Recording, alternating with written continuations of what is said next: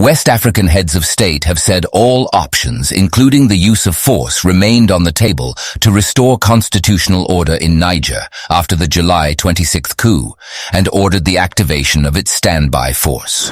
The remarks came as the 15-member Economic Community of West African States, ECOWAS, met in Nigeria's Abuja on Thursday for an emergency summit to discuss responses to last month's military takeover in Niger after the coup leaders defied their earlier threat to use force to restore democracy. In closing remarks, the bloc pledged to enforce sanctions and travel bans on those preventing the return to power of democratically elected President Mohamed Bazoum. Of urgency and firm determination, building upon the commitment made during our first extraordinary summit on the grave political crisis befalling our sister nation. During that initial meeting, we voiced our solidarity with the people of Niger and their democratically elected president, His Excellency Mohamed Bazoum, by condemning the military takeover and the unjust detention of their democratically elected president and other officials. As you may recall, we called the junta to rescind the decision of them toppling a democratically elected government. We proceeded to impose sanctions with the hope that this resolute measure will serve as a catalyst for the restoration of the constitutional order in Niger. Regrettably, the 7-day ultimatum we issued during the fourth summit has not yielded the desired outcome. We have also made diligent effort through the deployment of various ECOWAS mediation teams. I'm glad Abdul Salam Abubakar is here. His Eminence is here. Baba Kanogingibe is here to give you the report and their observation during the intervention. I must, on behalf of every one of you, show gratitude to them, patriotism and dedication, sealed for which they have responded to the assignment to intervene and bring peace, stability back to Niger. They have feasted Libya, Algeria, and they were received by leaders there.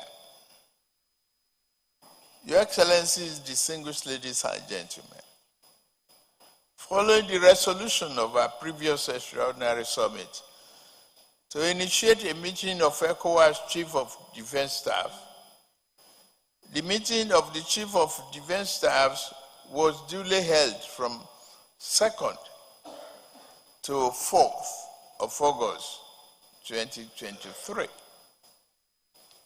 The outcome of that meeting, as well as a memorandum by the President of the ECOWAS Commission on current socio-political development in Niger, will be presented during this summit. This will offer critical insight that will inform our collective decision-making process at this meeting. Today's summit provides a significant opportunity for meticulously reviewing and assessing the progress made since our last gathering. It is essential to evaluate the effectiveness of our interventions and identify any gaps or challenges that may have hindered progress. Only through this comprehensive assessment can we collectively chart a new sustainable path towards lasting peace, stability, and prosperity in Niger. More so, in reaffirming our relentless commitment to democracy, human rights, and the well-being of the people of Niger, it is crucial that we prioritize diplomatic negotiations and dialogue as the bedrock of our approach. We did.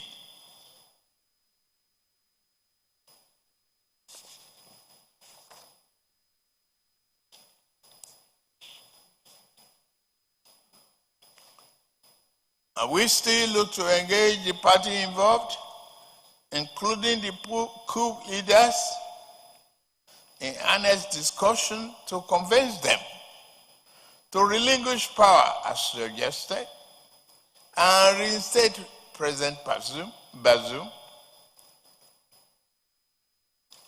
It is our duty to exhaust all avenues of engagement to ensure a swift return to constitutional governance in Niger.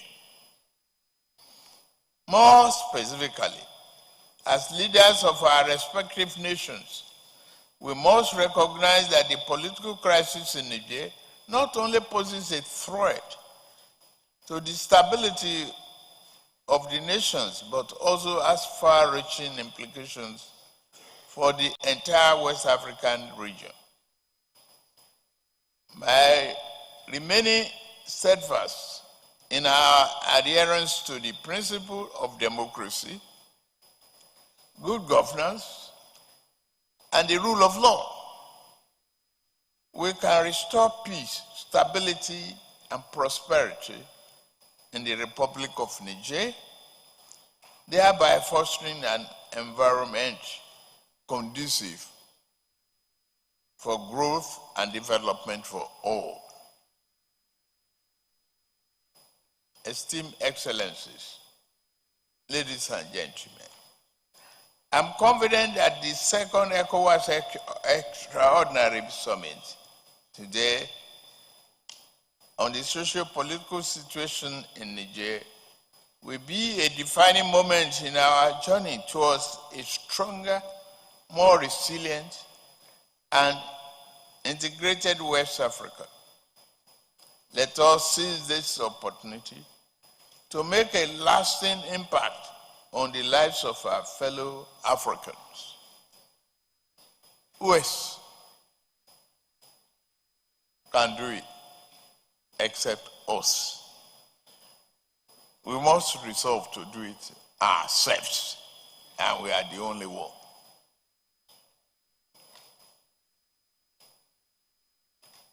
I extend my gratitude to each of you for your attention to this critical issue. I trust that our deliberation will be productive and fruitful, leading us to finding an amicable solution to the political crisis in Niger. As we continue to work together in solidarity and harmony, we can ensure a prosperous future for the entire continent, not just only West African sub-region, but our continent, Africa.